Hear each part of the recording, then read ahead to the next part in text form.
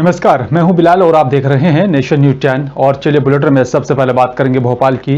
भोपाल में national educated youth union ने आपको बता दें कि उसके यहां पर कार्यकर्ताओं को बेरोजगारी के मुद्दे पर धरना प्रदर्शन करना महंगा पड़ गया है। आपको बता दें कि यहां पर खजूरी सड़क पर पुलिस ने युवाओं की एक यात्रा को रोक दिया था, जिसके बाद युवा वहां से सीधे दूसरे मार्ग से बताया जा रहा है कि यहां पर जाने की कोशिश कर रही थी और बिना अनुमति के वहां पर प्रदर्शन करने लगे। इसके बाद पुलिस ने करीब 15 कार्यकर्ताओं के खिलाफ मामला दर्ज कर लिया और जांच पड़ताल शुरू कर दी। आपको बता दें कि यहां पर कई मांगों को लेकर ये कार्यकर्ता प्रदर्शन कर रहे थे। युवाओं ने यहां पर सरकारी भर्तियों और साथ ही यहां पर ना निकालने के कारण न्याय यात्रा निकाल सत्याग्रह किया था, जिसके पूरे इस मामले को लेकर पुलिस ने बड़ी कार्रवाई की।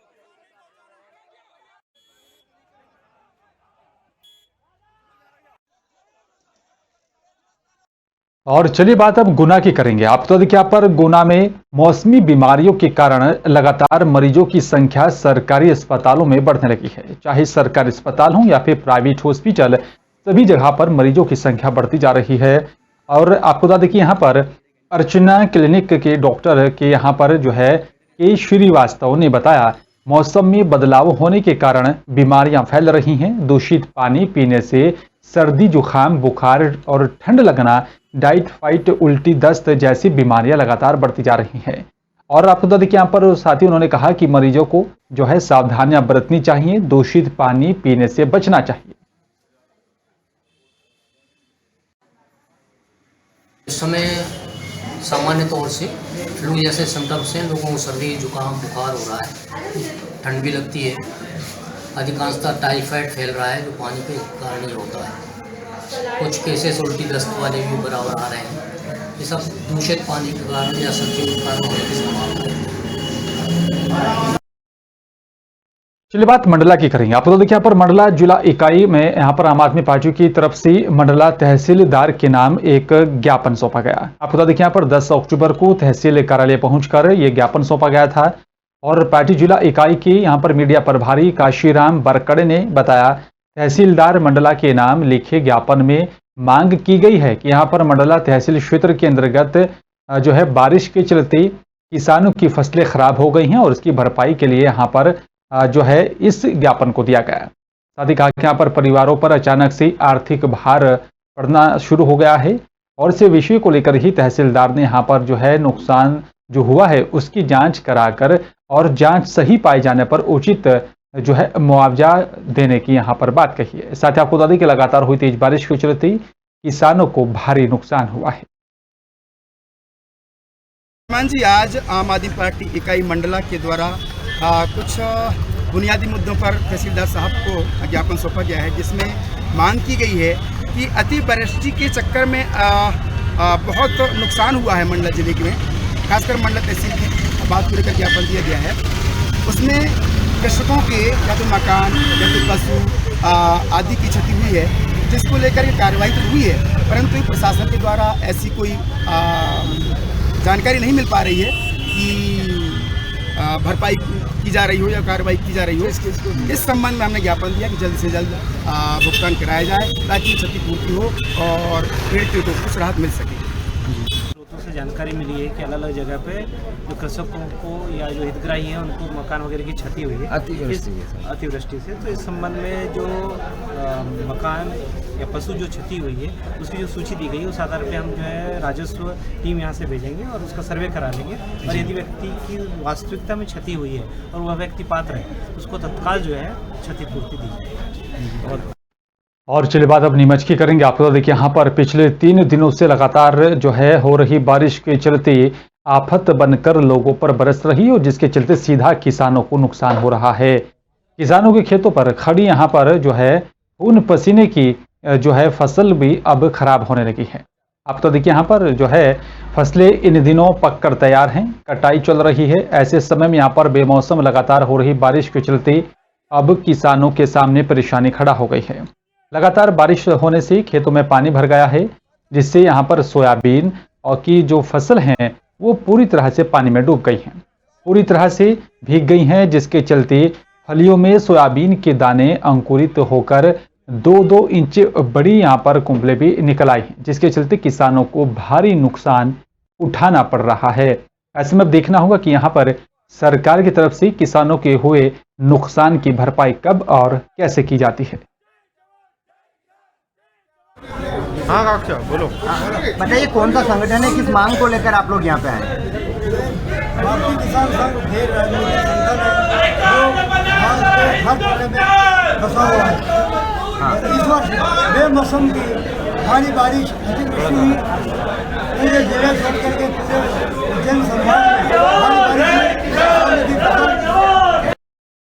चलिए बात भिंड की करेंगे। आपको तो देखिए यहाँ पर भिंड नगर पालिका की तरफ से हाल ही में यहाँ पर जो है सदर बाजार में तोड़े गए नवनिर्मित डिवाइडर पर बीजेपी नेता डॉक्टर रमेश दुबे ने कड़ी आपत्ति दर्ज कराते हुए मामले को आर्थिक अपराध बताया है। डॉक्टर दुबे ने नगर पालिका प्रशासन को पत्र जारी कर कहा है कि पहले तो यहाँ पर समाज सेवियों और साथ ही जनता की मांग को मद्देनजर रखते हुए सदर बाजार में बीचों बीच डिवाइडर को आवश्यकता से अधिक चौड़ा कर शौचालय आदि का भी निर्माण कराया गया, क्योंकि यहाँ पर शौचालयों की यहाँ पर जो है लगातार आवश्यकता थी, लेकिन उसके जो है क्रियान्वयन में भविष्य में यहाँ पर आवागमन में खड़ी होने वाली समस्याओं के प्रति दूरदर्शिता नहीं अपनाई गई। उन्होंने यहाँ पर कहा है कि जो है डिवाइडर जब बनकर तैयार हुआ तो अन्य निर्माण कार्य होने शेष बचे थे, जिन्हें यहाँ पर नगर पालिका कराने में जो है पूर्णतः अक्षम साबित हुआ है, और इसी की वजह से यहाँ पर ट्रैफिक की भी समस्या विकराल होती जा रही थी। अपनी गलती को छिपाने के लिए रातों रात डिवाइडर को बड़ा हिस्सा ध्वस्त कर दिया गया और रात में ही बताया जा रहा है कि मलबा भी उठवा दिया गया था। अब आपको बता दें कि यहाँ पर मीडिया की तरफ से सवाल जवाब करने पर ही जो है अनभिज्ञता जाहिर की गई और इसके कुछ ही दिनों के बाद फिर से रात को भारी भरकम मशीनों और साथ ही डंपरों के साथ नगर पालिका अमला रात को ही उतरता है और पूरा का पूरा डिवाइडर ध्वस्त कर दिया जाता है। भिंड में जो परेड चौराहे से लेकर गोल मार्केट तक डिवाइडर बनाए गए थे, चौड़े चौड़े डिवाइडर बनाए गए थे और शौचालय उसमें बनाए गए थे। उस समय भी भिंड की जनता के मन में ये आ रहा था कि आखिर ये किसके आदेश पर और इसका किस उपयोग के लिए ये बनाए जा रहे हैं। उसमें एक बड़ी राशि नगरपालिका प्रशासन की खर्च हुई थी, मध्य प्रदेश शासन की राशि खर्च हुई थी, लेकिन फिर उसके बाद सोचा शायद कोई नई प्लानिंग होगी, लेकिन अभी कुछ दिनों पहले फिर उनको बिना किसी और योजनाबद्ध जानकारी दिए हुए भिंड शहर को उनको फिर से तोड़ दिया गया। उसमें भी तोड़ने में निश्चित ही कि बड़ी राशि खर्च हुई नगरपालिका प्रशासन की। यह सीधा सीधा एक आर्थिक अपराध का मामला बनता है। और इसके अलावा दूसरा एक जो विषय आता है, ये नहीं समझ में आ रहा कि भिंड नगरपालिका आखिर भिंड में यहाँ पर समाजवादी पार्टी के संस्थापक मुलायम सिंह के निधन की खबर सुनकर पूर्व सांसद डॉक्टर रामलखन सिंह ने कहा है कि यहाँ पर देश ने जमीन से जुड़ा हुआ नेता खो दिया है। उनके निधन की खबर सुनकर के काफी हमको धक्का लगा। वो एक जमीनी नेता थे। हम जैसे कार्यकर्ताओं का जब शुरुआत के दिनों में हम उनके साथ काम करते थे तो वो छोटे से छोटे कार्यकर्ता का बहुत ध्यान रखते थे, ख्याल रखते थे। उसके सुख में दुख में अगर उन्हें खबर लग जाती थी तो घर जाकर शामिल होते थे।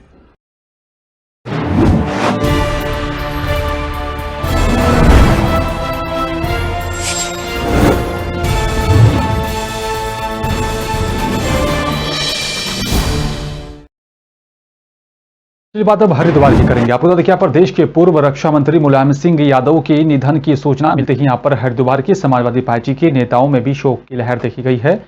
समाजवादी पार्टी से यहाँ पर जुड़े नेता लतारा पुल स्थित यहाँ पर समाजवादी पार्टी जो है आपको बता दें कि पार्टी कार्यालय पर लगातार उनका आगमन शुरू हो गया था और आपको बता दें कि यहाँ पर समाजवादी पार्टी के नेता आज दल तारापुर स्थित समाजवादी पार्टी के कार्यालय पर इकट्ठा होकर 2 मिनट का मौन रखते हुए मुलायम सिंह यादव को श्रद्धांजलि दी गई।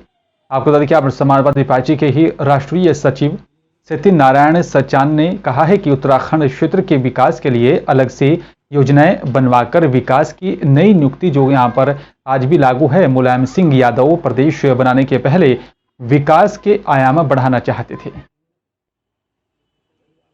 मुलायम सिंह यादव आज हमारे बीच नहीं है। हम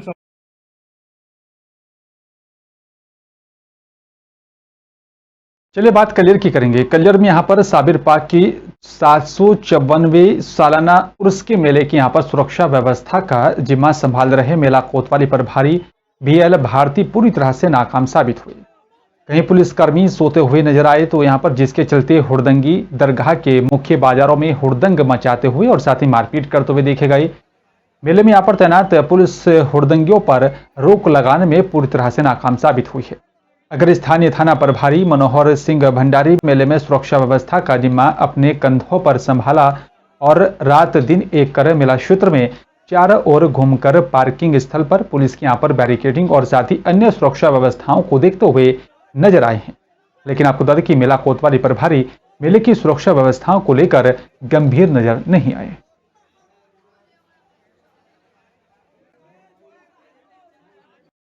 लक्सर कोतवाली पुलिस ने पेशी के यहाँ पर दौरान फरार हुए कैदी को गिरफ्तार कर लिया है और आपको बता दें कि यहाँ पर लक्सर कोतवाली क्षेत्र की नरोजपुर अंडरपास से आरोपी को गिरफ्तार किया गया।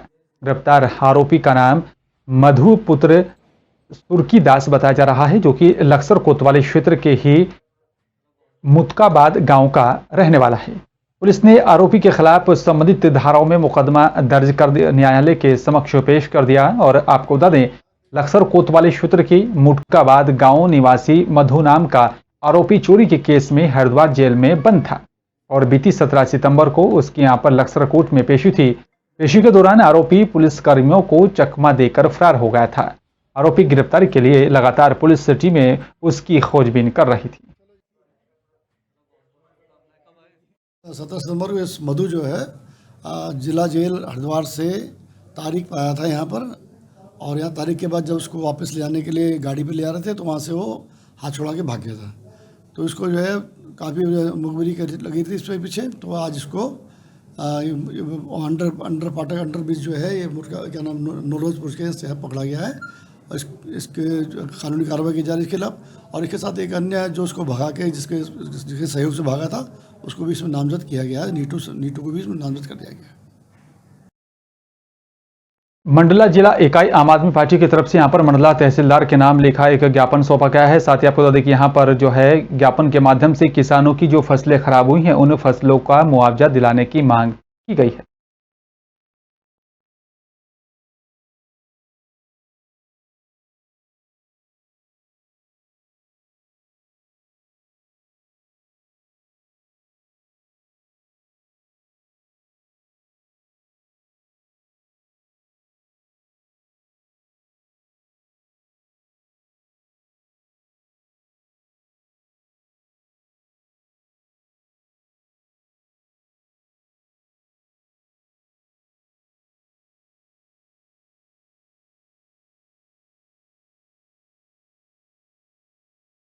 रूस ने यूक्रेन पर हमले से पहले ही आपको की और भी तेज कर दिए। रूस ने यहां पर सोमवार को यूक्रेन पर जवाबी कार्रवाई की। रूस ने यूक्रेन के कई शहरों में घातक मिसाइलों और साथ ही हवाई हमलों से नागरिकों ठिकानों को भी तबाह कर दिया है।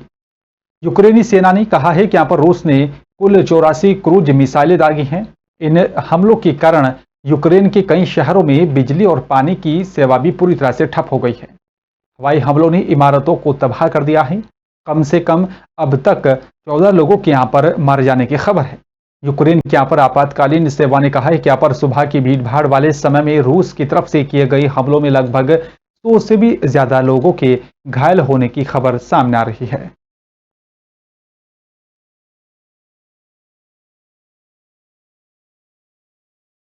UNGA में भारत ने यूक्रेन पर लाए गए एक मसौदा प्रस्ताव पर गुप्त मतदान की रूस की मांग को खारिज करते हुए अल्बानिया की तरफ से बुलाए गए एक जो है प्रतीकात्मक वोट के पक्ष में मतदान किया है। भारत ने हाँ में वोट किया और वहीं 24 देशों के यहाँ पर चीन, ईरान और साथ ही रूस सहित अपना वोट नहीं डाला है।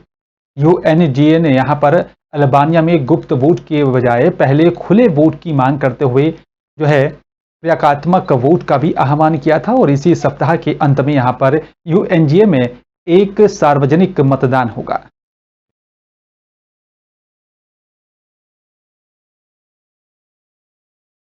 और फिलहाल मेरे साथ सिर्फ इतना ही। नमस्कार।